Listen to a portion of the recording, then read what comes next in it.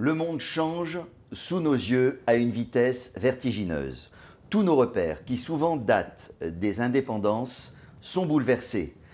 Aux États-Unis, un président nouvellement élu impose une vision axée sur les intérêts exclusifs de l'Amérique. Au Moyen-Orient, la guerre de Gaza impacte les relations internationales, y compris en Afrique.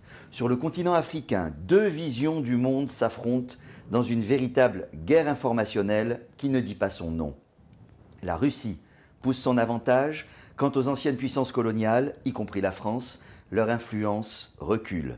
Elle tente de garder un lien renouvelé avec l'Afrique au prix d'un changement radical de leur vision du continent.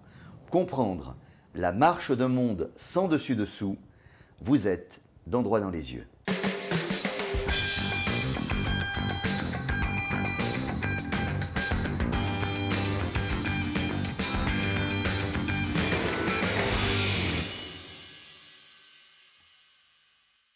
Bienvenue dans cette émission consacrée au bouleversement du monde. Pour nous éclairer sur ce sujet complexe, j'ai le plaisir d'accueillir sur ce plateau le sénateur Keï-Edouard Djoua, qui est président de la Commission de la Sécurité et de la Défense du Sénat. Bonjour, Vénérable. Bonjour. Et puis le professeur Abdoulaye Bamba, professeur d'Histoire des Relations internationales à l'université Félix Houphouët-Boigny. Bonjour, professeur. Bonjour. Merci à tous deux d'avoir accepté l'invitation de cette info. Merci. Et votre éclairage va nous être particulièrement précieux aujourd'hui. Merci. Alors, première question à tous les deux. Pour comprendre le cadre, comment est-ce que chacun vous qualifieriez la période que nous vivons actuellement sur le plan des relations internationales et de l'organisation du monde? Est-ce qu'on vit, à votre avis, un moment de bascule d'un monde à l'autre? Qui commence? Professeur. Merci beaucoup. Je dirais, dans un premier temps, qu'il y a une certaine forme de désoccidentalisation des relations internationales. Vous avez parlé de basculement. Il y a une autre façon de voir les relations internationales, une autre approche, qui, les porte-flambeaux de cette approche, c'est aujourd'hui la Chine, c'est la Russie. Et cela est enfoncé ou renforcé par des événements qui se succèdent, qui donnent l'impression que l'Occident est un peu déconnecté des réalités, de l'évolution des mentalités, notamment en Afrique. Et l'arrivée de Trump avec son approche personnelle, qui est un peu différente des pays européens, vient donc renforcer ou bien confirmer cette vision, cette approche que j'ai des relations internationales. Et vous, Vénérable, est-ce qu'on est dans un moment de bascule du monde?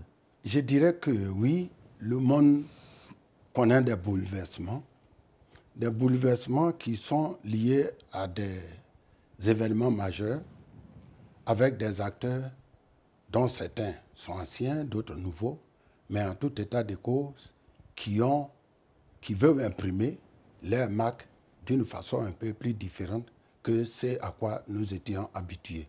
Des acteurs comme M. Donald Trump que vous avez cité, des acteurs anciens comme Vladimir Poutine de la Russie.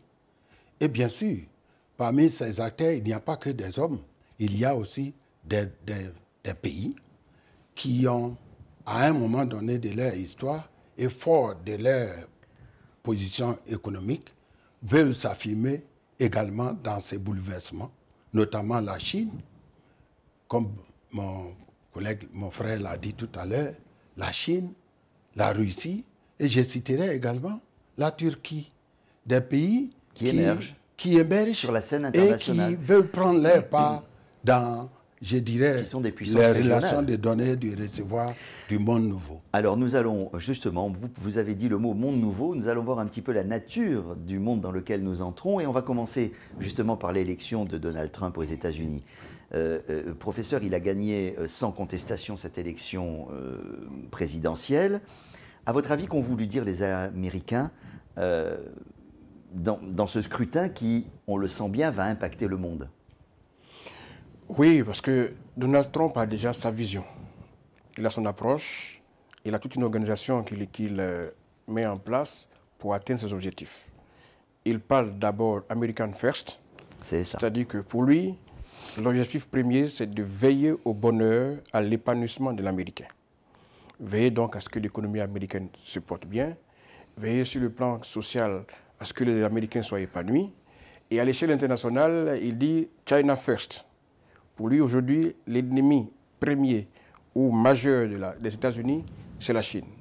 Donc, quand je renforce l'économie américaine, quand je m'arrange pour que les Américains soient dans les meilleures conditions, je n'oublie pas que j'ai un adversaire à l'international qui est la Chine. Et donc, je mets en place également tout un dispositif pour essayer de contrer cette puissance montante qui, de plus en plus, inquiète les États-Unis. L'Amérique d'abord, c'est à la fois les mots et c'est aussi les actes. Il vient d'annoncer un gel immédiat des aides étrangères américaines, à l'exception des fonds destinés à Israël et à l'Égypte. Tous les programmes d'aide au développement sont gelés, une évaluation globale va être faite. À votre avis, dans quel but il fait cela? Écoutez, concernant le président Donald Trump, et je voudrais, avant de m'avancer, dire que je suis sénateur de la République de Côte d'Ivoire, mais ce n'est pas forcément au nom du Sénat que je parlerai tout au long de ces débats. Certaines opinions seront des analyses personnelles propres, et quand d'autres, peut-être, je verrai si c'est des positions qui cadrent bien avec la politique de mon institution. Cela dit, Donald Trump n'a pas commencé ce que nous observons maintenant seulement avec ce décret présidentiel qu'il a pris il y a quelques jours. C'est depuis son premier mandat, depuis son arrivée au pouvoir, il s'est démarqué des anciens présidents des États-Unis à travers un certain nombre d'actes qu'il a posés, qui aujourd'hui voient qu'il continue avec son deuxième mandat. Je vous dirai par exemple que le président Donald Trump, contrairement à ses prédécesseurs, a changé la politique diplomatique américaine. Il a engagé une politique économique. Donc pour lui, je dirais que sa vision était beaucoup plus basée sur les intérêts économiques et sécuritaires des États-Unis, tout en passant, je dirais, un peu au second plan, la force diplomatique des États-Unis telle que nous la connaissions. Mais l'arrêt de tous les programmes d'aide, c'est un peu radical comme décision. Justement. Et sur cette question, je prendrai par exemple les relations entre les États-Unis et l'Afrique.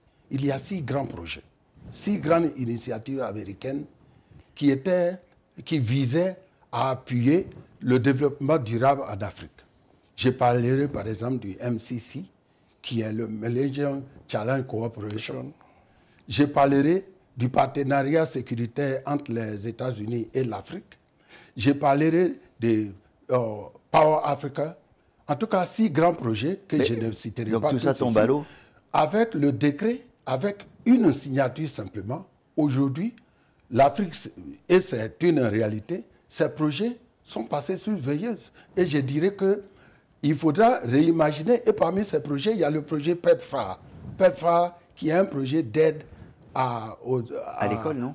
Non, si vous voulez régler la question du VIH-Sida. Ah, oui, oui. PEPFAR, qui est un programme présidentiel qui a été lancé sous le président George Bush depuis 2005. Donc on voit qu'un trait de plume. On voit que un trait de plume, ces grands programmes d'aide à l'afrique sont aujourd'hui en situation veilleuse, mais bon, en tout cas hypothéqués. Mais en tout état de cause, ce décret met un coup d'arrêt à l'ensemble de ces projets, ces grands projets, dont certains étaient destinés à aider l'Afrique sur la question, par exemple, de la sécurité alimentaire, sur la question de la lutte contre le VIH-Sida, sur la question de la lutte contre le terrorisme, et sur même, il y a l'AGOA, qui est le programme pour aider les pays africains, notamment de l'Afrique subsaharienne, à pouvoir exporter dans des conditions beaucoup plus souples leurs productions agricoles et même artisanales vers les États-Unis. Mais avec ces grandes décisions, tous ces projets aujourd'hui sont en souffrance et en tout état de cause sont en arrêt jusqu'à nouvel ordre. Professeur, que doivent en tirer l'Afrique et les gouvernements africains comme enseignement de cette décision? Je voudrais d'abord insister sur un fait. On parle d'un homme d'affaires. Ouais. Donald Trump est un homme d'affaires. L'homme d'affaires, par essence, voient d'abord ce qui l'arrange. Et ce qui me permet de répondre à votre question, il faut que les États africains comprennent que le bonheur de l'Afrique ne viendra pas de l'extérieur.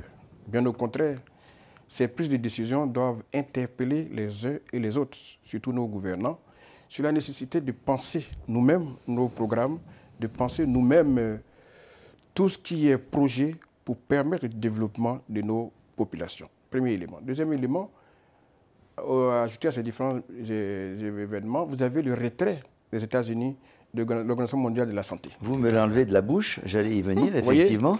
Avec, il n'y a pas que ça, il y a aussi l'accord de Paris sur le climat. Sur le climat. Oui. Donc retrait de l'OMS, retrait de l'accord de Paris sur le climat.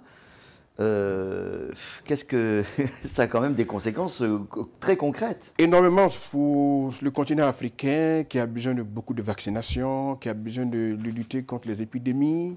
Et nos États n'ont pas suffisamment de moyens pour allouer des budgets à ces secteurs. Ça crée forcément. Mais je voudrais... Donc ça veut dire qu'il faut d'abord une prise de conscience ici, chez nous, oui, de la part de tout le monde. Mais je pense que les gouvernants sont assez au fait de ça. Mais la réaction à ça, ça doit être quoi? Bon, moi je pense que lorsqu'on se trouve dans une situation d'incertitude, il faut toujours faire réfléchir, jeter un coup d'œil au passé. Il y a eu des événements inattendus qui ont par exemple frappé la Côte d'Ivoire. Il y a eu la question par exemple de Covid. Après Covid, l'ensemble des pays du monde ont eu leur taux de croissance dégraissé jusqu'au point de moins de 0% de taux de croissance. La Côte d'Ivoire a résisté.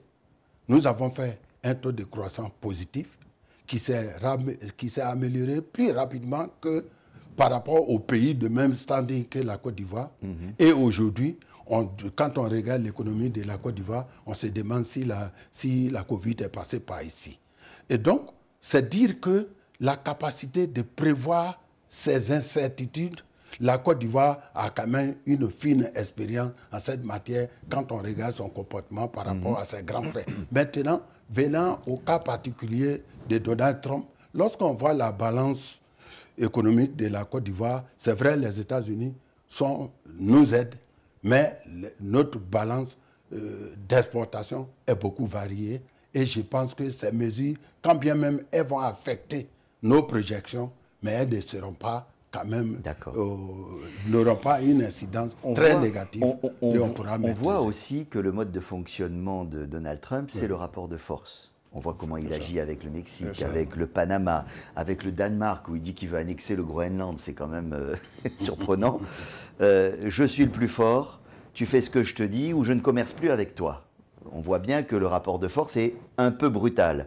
Est-ce que ça peut marcher, cette brutalité, dans les relations internationales? Ça dépend de l'adversaire. Vous avez, il veut engager une guerre commerciale avec la Chine. La Chine a les moyens de répondre à cette guerre commerciale. Lorsque l'adversaire est de taille, ce rapport de force va être équilibré. Mais quand il n'est pas de taille comme le continent africain, et là, pour parler comme le vénérable, je pense que ces mesures prises sont momentanées. Ça donne la possibilité aux Africains, prise de conscience, mais aussi de diversifier leurs partenaires. Et c'est en cela que la Chine, la Russie, les BRICS et d'autres pays peuvent être des alternatives pour les États africains. Donc oui. Et un partenariat renouvelé avec l'Occident? Les autres pays, l'Europe, quoi? Cela suppose que l'Occident s'est réinventé. Parce que depuis quelques années, l'Occident est en perte de vitesse.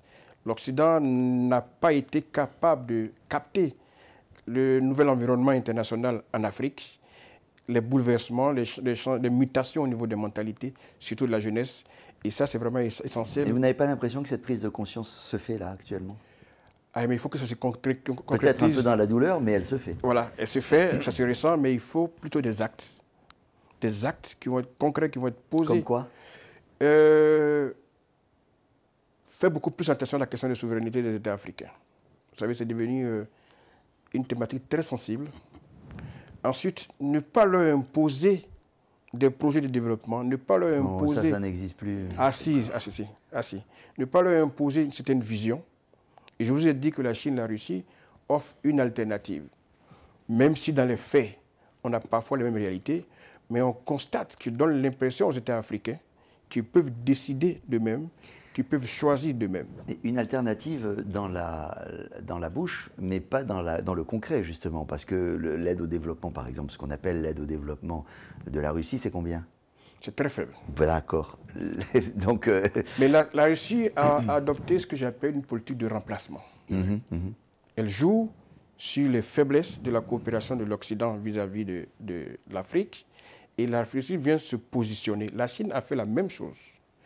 Là où l'Occident va imposer des conditions très contraignantes, la Chine vient avec une certaine souplesse. Sur les financements, par exemple. Par exemple. Là où l'Occident va venir parfois condamner des coups d'État, la Russie est beaucoup plus docile, plus conciliante. On l'a vu, oui. Voilà, plus conciliante. Et c'est des choses qui, naturellement, et quand vous voyez aujourd'hui les pays qui se rapprochent de la Russie, c'est les pays qui n'ont pas du tout été condamnés par la Russie quand il y a eu des coups d'État. Alors, on a anticipé un petit peu le questionnement, mais je voudrais terminer d'un mot sur les États-Unis. Est-ce qu'à votre connaissance, au vu de la campagne électorale et des discours de M. Trump, est-ce qu'il y a une politique pour l'Afrique de cette administration-là? Est-ce que l'Afrique intéresse cette administration qui vient d'arriver aux États-Unis? Écoutez, moi, je pense que il y a seulement quelques jours que Trump est revenu au pouvoir. Donc, pour juger sa politique, il faut regarder son premier mandat. Et ce qui se dégage du premier mandat du président Trump, c'est qu'il s'est retiré des projets majeurs que ses présidents entretenaient avec l'Afrique. Il y a par exemple le sommet USA-Afrique, qui n'a plus tenu. Pourtant, un peu réveillé par Joe Biden après, mais je me demande avec le retrait qu'il a annoncé et les différentes mesures qu'il a prises, est-ce qu'il pourra revenir sur ce genre de projet qui permettait à près d'une cinquantaine de chefs d'État et chefs de gouvernement africains d'échanger avec le gouvernement américain. En tout état de cause, le retrait de Donald Trump, depuis son premier mandat, a créé un vide qui a été exploité par notamment la Chine, la Russie et dans une moindre mesure la Turquie et bien d'autres petits partenaires. Mais ce que je voulais dire sur cette question, justement, du retrait de Donald Trump, je pense qu'il y a une lueur d'espoir quand même. Très bien. En ce sens que les États-Unis sont un système démocratique qui a des piliers qui sont difficiles à franchir, même si on a une opinion, une ambition d'homogénéité. Je prends par exemple, même si on est président, les décrets qu'il a pris, plusieurs d'entre eux ont été bloqués par la justice américaine, qui est un contre-pouvoir à l'exécutif.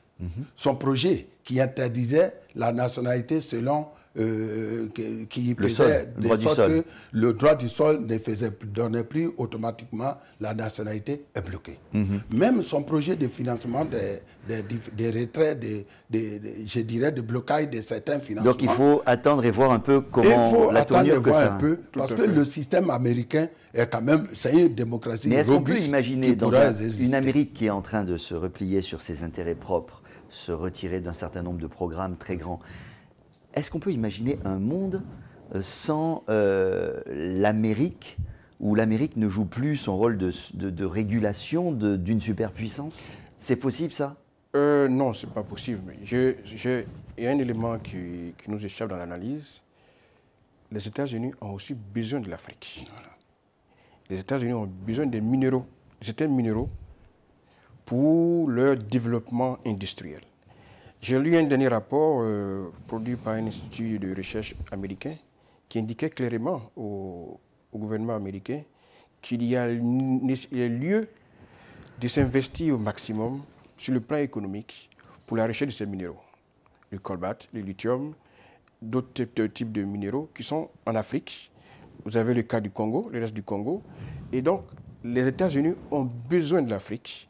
Donald Trump a pris des mesures momentanées juste peut-être pour essayer de voir un peu clair, mais il ne faut pas croire qu'il va totalement se débarrasser de l'Afrique. La preuve, l'une des personnalités qu'il nomme au Conseil de sécurité, un Conseil intérieur de sécurité aux États-Unis, Joey Fultz, est quelqu'un qui connaît très bien le continent africain, quelqu'un qui a été à la tête de l'USAID. Donc, il va s'appuyer à un moment donné sur ces personnes pour essayer de réorienter sa politique économique en Afrique. Mais en même temps, il va falloir que lui-même s'implique personnellement et avec le Congrès pour qu'au sommet avec les États africains, il puisse poser des actes beaucoup plus concrets pour rassurer les États africains, pour rassurer les gouvernements africains. On revient sur le continent africain et vous parliez de la Russie qui, vous avez employé une expression intéressante, qui joue une politique de remplacement. On peut aussi dire qu'elle mène une guerre d'influence et voire une guerre informationnelle qui est...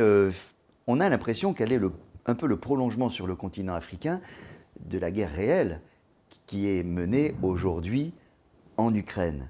Une guerre d'ailleurs qui a eu des conséquences directes sur la vie des gens, avec l'inflation, avec les problèmes d'approvisionnement de blé, de pétrole, enfin d'énergie.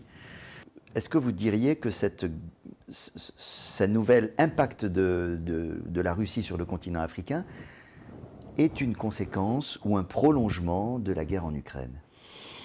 Non, ce serait avoir une vision trop restreinte de la politique russe en Afrique.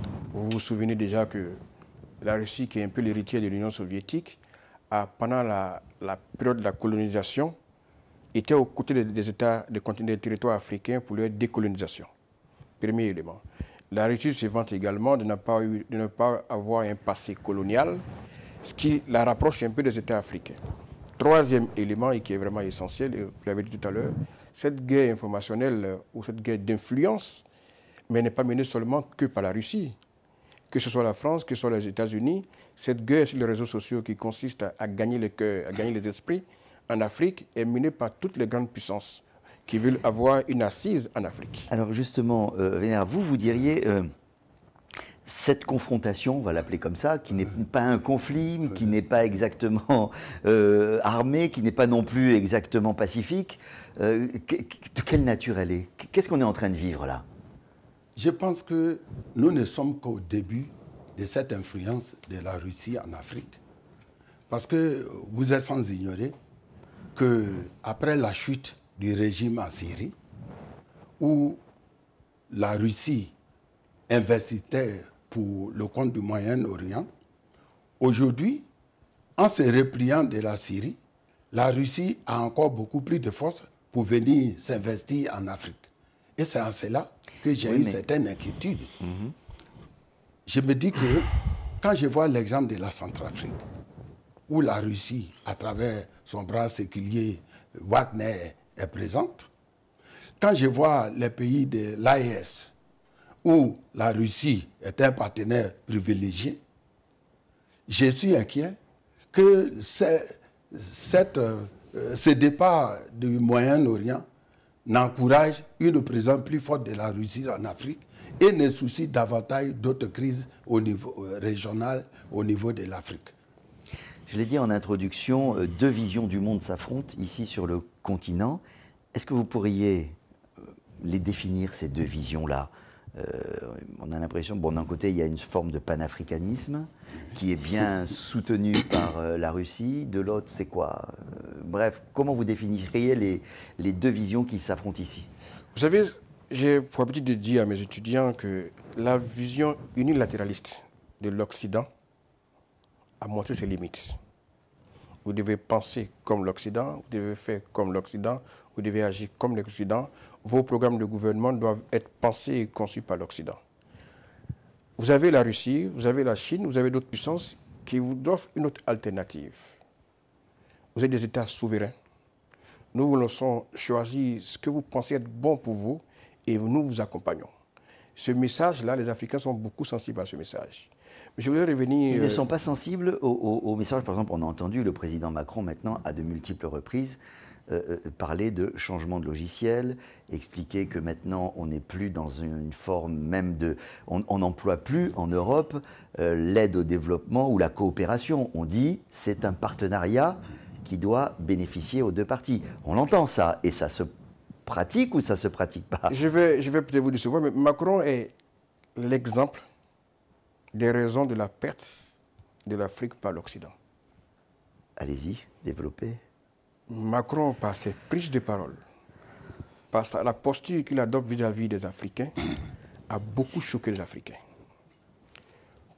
Il a annoncé de très belles intentions, mais dans les faits, très souvent, on a vu que Macron, il y avait un grand fossé entre ce qu'il disait et ce qu'il faisait. Et donc, la France, pour prendre le cas de la France perd un peu l'Afrique ou l'opinion africaine du fait, je ne sais pas si je dois dire ça comme ça, entre griffes de la jeunesse de Macron, qui n'a pas réussi à comprendre qu'en Afrique, il y a une façon de parler, il y a une posture qu'il faut avoir. Quand vous prenez l'exemple du retrait des bases militaires françaises. Vous expliquiez la posture du président Macron par rapport à l'Afrique. Et vous preniez l'exemple des bases, je vous en prie, des bases militaires. Des bases militaires. Vous voyez, lors du discours du président Alassane Ouattara, qui a expliqué comment le retrait va se faire, on a vu que Macron réagit d'une façon en griffe pas très catholique, qui a amené, par exemple, le Burkina, qui a amené le Sénégal à répliquer de façon instantanée. Vous voyez? Et donc, cette approche psychologique-là qui a manqué à Macron quand il parle de l'Afrique. Premier élément. Je voudrais aussi revenir sur la question de la Russie. Tout à l'heure, avec ce qui s'est passé au Moyen-Orient, la perte, le départ de Bachar el-Assad, je pense que la Russie est obligée de revoir sa posture. Parce qu'il faut préciser qu'en perdant Bachar el-Assad, elle perd des bases navales et sur la Méditerranée extrêmement importantes, qui étaient des bases arrières pour l'action de la Russie sur le continent. Est-ce que ça va les contraindre, réduire leur influence, ou bien est-ce qu'ils vont devoir revoir complètement le dispositif, les Russes? Ils vont revoir le dispositif de deux façons. Vous avez la base navale et la base aérienne permettaient à la Syrie, en passant par le Liban, de ravitailler les pays du Sahel et la Centrafrique. C'est ça.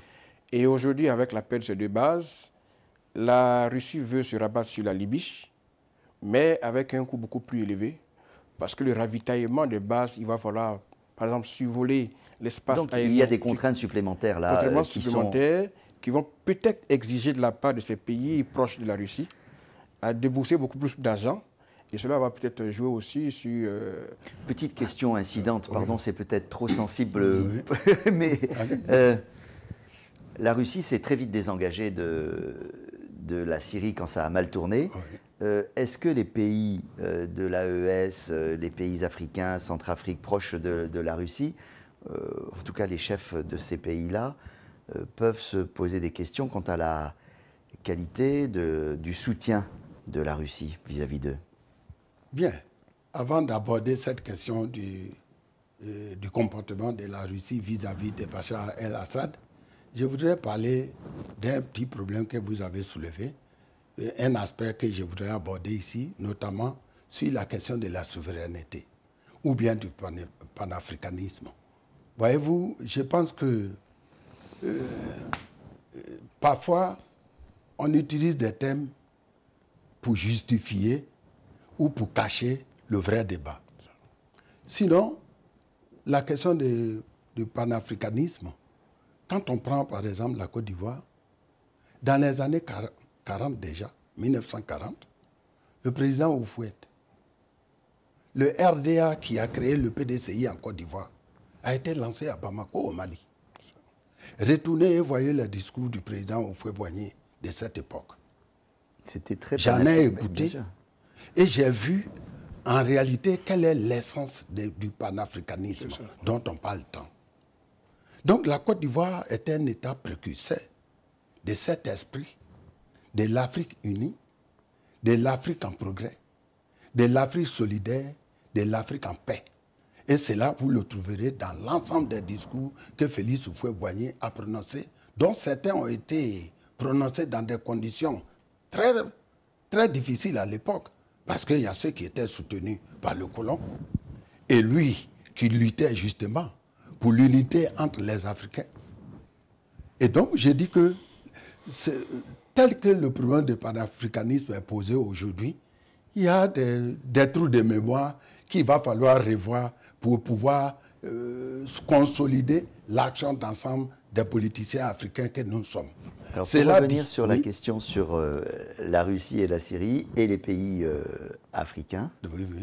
Cela dit, revenant donc à la question que vous avez posée, qui était la question principale, moi ce que je dirais, c'est que dans tous les cas, la situation, la relation de la Russie avec les différents pays africains qui ont des relations très proches, que ce soit public ou en sourdine, laisse déjà des séquelles d'inquiétude.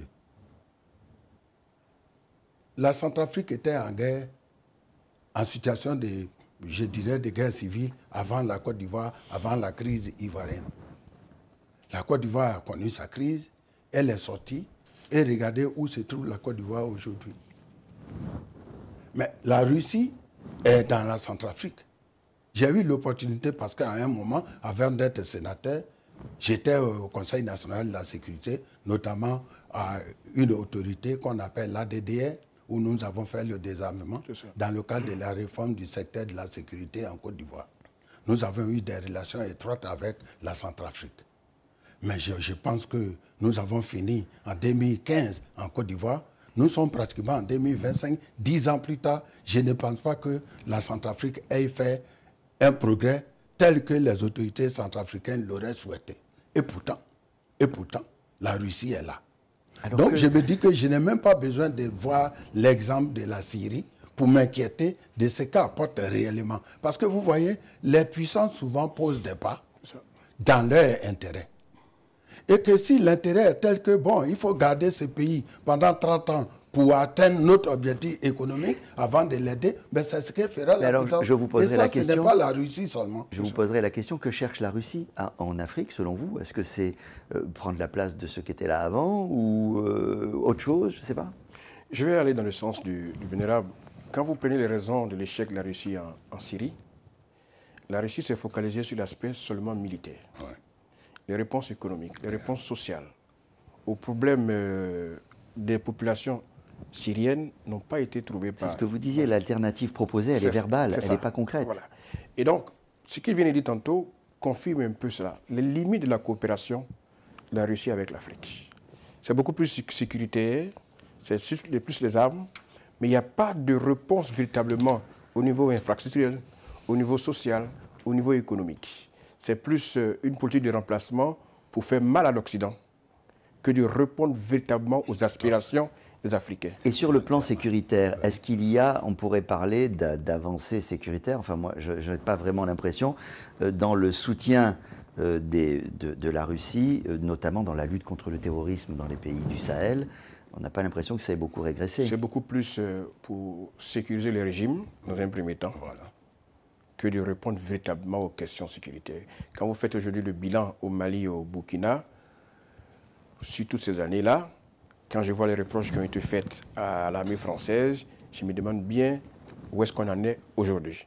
Et ces pouvoirs sont obligés de chercher chaque fois des boucs émissaires à l'extérieur pour essayer de détourner l'opinion nationale pour ne pas que les insuffisants de leur gestion soient mis à jour. Et dans ce contexte, quel est le rôle des pays de l'AES qui viennent de sortir de la CEDEAO, à votre avis, dans cette mouvance-là? Qu'est-ce qu'ils vont?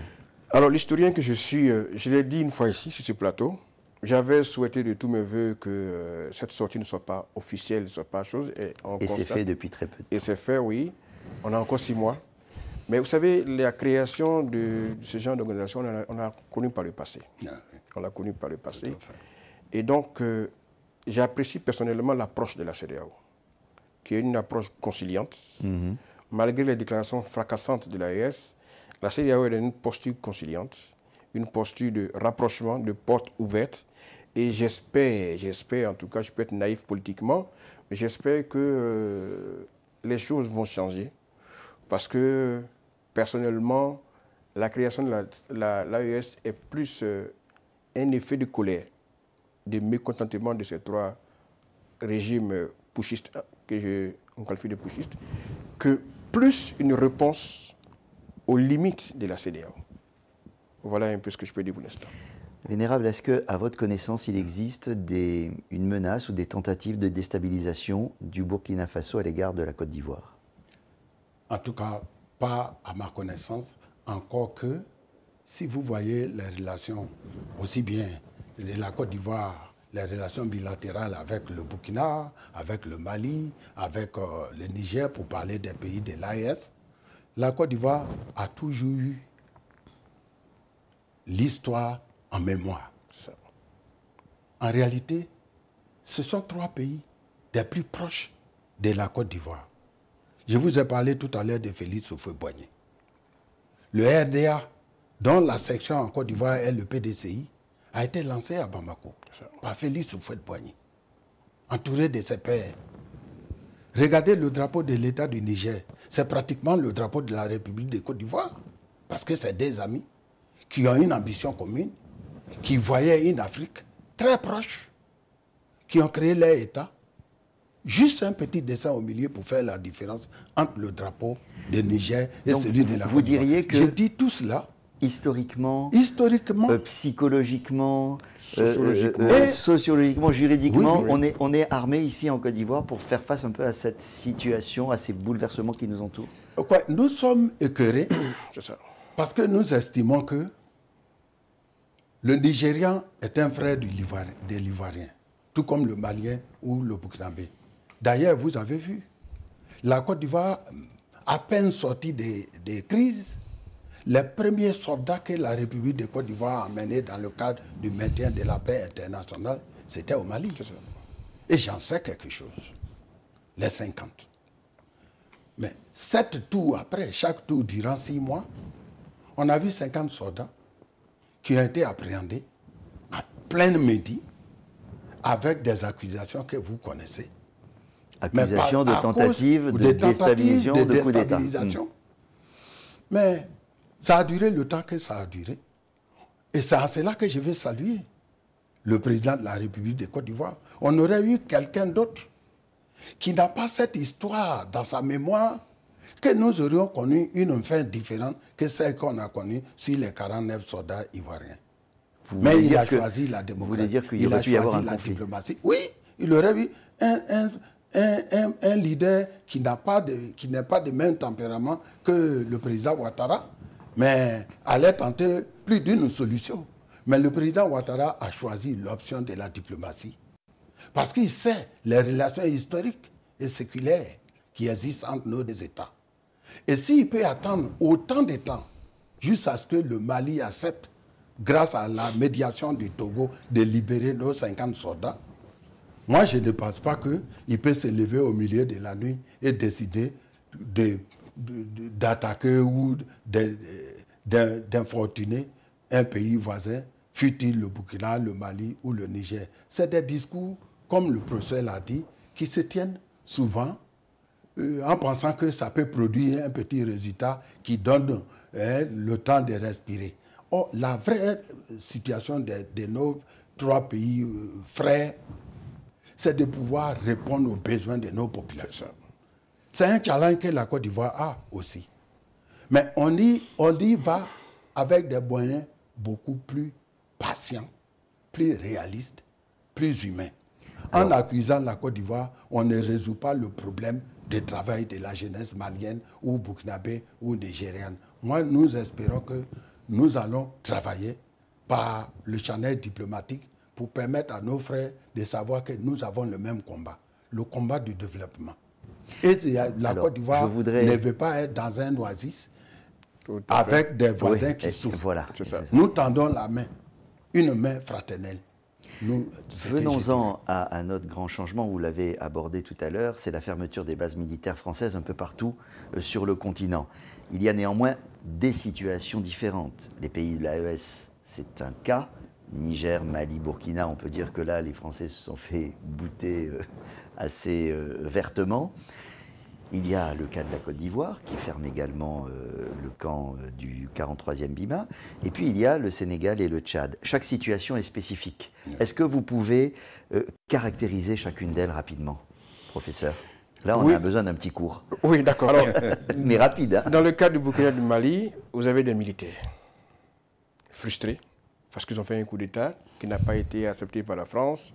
Donc, il y a une rupture brutale. Dans le cas du Sénégal, je dirais qu'il y a la jeunesse qui annonce, en fait, c'était une réforme Une nouvelle ère. Une nouvelle ère. Mais dans le cas de la Côte d'Ivoire, je parlerai de sagesse, mais tout en étant connecté à la réalité. Et donc cette sagesse fait que l'approche du président Ouattara est une approche de coopération, de consensus, pour aller vers une séparation à l'amiable. Parce que, vous savez, les effets d'annonce, parfois, c'est bien, mais il faut comprendre que la vie des États, c'est sur des générations et des générations. Et le Tchad? Le Tchad, on a tous été surpris d'ailleurs par ce qui s'est passé au Tchad. Et l'historien que je suis dit qu'il faut peut-être attendre encore pour savoir exactement ce qui s'est passé pour qu'en 24 heures, oui. Mais pendant, allez-y, terminez votre phrase. Pour qu'en 24 heures, il y ait ce changement assez brutal. Il y a quelque chose qu'on n'a pas compris. Oui. Il y a eu un truc, il y a quelque chose qui a dû que pour le moment, on ne déclencher. Voilà. C'est ça, oui. Justement, vous disiez dans le changement du logiciel, du paradigme de la France par rapport à ses anciennes colonies, il y a les mots et il y a les actes. Mais ce changement de déploiement sécuritaire des armées françaises sur le continent, c'est aussi pensé du côté français. C'est ça. Ce n'est pas uniquement venu des pays africains, Absolument. quelle que soit la situation que vous venez d'évoquer. C'est un acte concret d'un changement d'approche dans la politique africaine, n'est-ce pas? C'est ça. Quand même. Oui. On peut au moins mettre ça au crédit de Macron, même s'il a fait des maladresses. Absolument. Mais la maladresse de Macron se comprend en fait sur le plan un peu émotionnel. Je vais vous faire un rappel historique. Mais vous êtes d'accord sur le fait que ça, c'est un acte très important, concret, d'une modification? Oui, absolument. Je ne dis pas que c'est seulement le fait des Africains. Quand Sékou Touré voulait que la Guinée vote le non, le 25 août 1958, quand il fait son fameux discours, De Gaulle, dans ses mémoires, dit qu'en réalité, ce n'est pas le non en tant que tel qui l'avait gêné, c'est le ton que Sékou avait utilisé. Il s'est senti un peu humilié que la grande France, le grand De Gaulle, soit pris à partie par... Voilà. Dans le cadre du discours de Macron, c'est un peu la même logique. Macron qui dit par politesse, on a laissé... Il s'est senti un peu frustré. Donc je dis... Alors que bon, ça se fait d'un commun accord. D'un commun accord. Il suffit de le dire. Ce n'est même pas, ça n'a pas commencé. Le retrait de la France, des soldats français n'a pas commencé en 2024. Voilà. Quand vous reprenez l'historique un peu du dispositif français, c'était un processus. C'était un processus. Mais aujourd'hui, vous avez avec les médias, l'Internet, tout ça, vous avez des influenceurs qui donnent l'impression parfois, qui orientent parfois l'histoire, et ça donne l'impression que les choses sont faites maintenant. Et puis c'est la guerre informationnelle. C'est la guerre informationnelle. La guerre d'influence. On fait dire ce qu'on veut et... C'est ça. Ouais. Donc je dirais que peut-être que la France, dans son approche, a été un peu maladroite, mais il est nécessaire aussi pour la France elle-même de montrer que ces bases militaires peuvent partir, ces militaires peuvent partir, et que la France peut tenir un nouveau type de relation avec ces pays africains. Et je prends pour exemple les deux pays avec lesquels la France a une relation économique beaucoup plus poussée, c'est l'Afrique du Sud et le Nigeria. Deux pays anglophones, où la France n'a pas de base militaire. Et c'est, je pense, l'exemple même de ce qu'elle veut développer un peu partout. C'est ce type de relation-là. Mais je l'espère bien, mais il va falloir que peut-être Macron utilise un langage pour le dire beaucoup plus... voilà. Le message est passé. On s'approche de la fin, malheureusement. Oui. J'aurais plein encore de questions, mais on va revenir à une question un peu plus générale. Comment est-ce que vous voyez évoluer le continent africain en termes d'organisation, d'orientation politique, avec tout ce qu'on vient de se dire, on va dire à moyen terme? Merci. Avant d'aborder l'organisation de la France, de l'Afrique, je dirais juste un mot par rapport à cette question du retrait de la base. En tant que moi-même président d'une commission de sécurité et de défense, évidemment, ce serait vraiment surprenant. Mais là, je donne une opinion, une analyse personnelle en tant qu'homme politique ivoirien.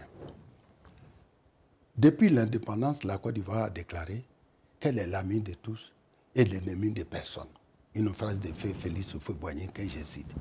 Donc la diplomatie ivoirienne n'est pas une diplomatie qui cherche des ennemis et des amis. Nous sommes ouverts. je ne vais pas aller plus loin pour montrer combien la Côte d'Ivoire est un pays ouvert, même dans les temps de crise entre l'Israël et le monde arabe. Allez-y vérifier l'histoire et la position de la Côte d'Ivoire, aussi bien au plan politique national qu'au plan politique international à l'ONU. Ce que j'ai pu vous dire, c'est que la Côte d'Ivoire et la France ne se séparent pas parce que la base de Port-Boué est fermée. Voilà. Ce serait erroné de le penser.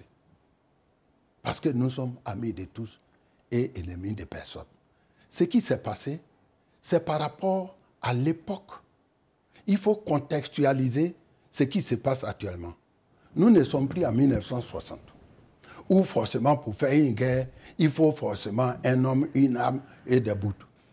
Donc, on est arrivé à un moment où l'armée de Côte d'Ivoire peut assurer au plan opérationnel un certain nombre d'activités pour lesquelles elle avait besoin du soutien d'autres armées. Si aujourd'hui nous pouvons le faire, pourquoi ne pas prendre cette responsabilité? Mais ça ne veut pas dire que les relations entre la Côte d'Ivoire et la France et même les États-Unis prennent fer parce qu'une base est fermée, ça serait erroné. Je sais que souvent, les gens veulent lier les questions de sécurité aux questions de nationalisme. Mais nous sommes Ivoiriens, nous sommes contemporains. Il n'y a pas 20 ans que lorsqu'il y a eu une crise interne à la Côte d'Ivoire, c'est les autorités ivoiriennes qui ont fait appel à l'armée française de venir les aider. Il n'y a pas 20 ans. Il n'y a pas encore 20 ans. Si le vénérable me permet, sur cette question, je voudrais même ajouter que le cas ivoirien est un cas d'école. Oui. La sortie des crises, quand le gouvernement ivoirien estime que l'armée est bien organisée et que désormais l'armée peut s'assurer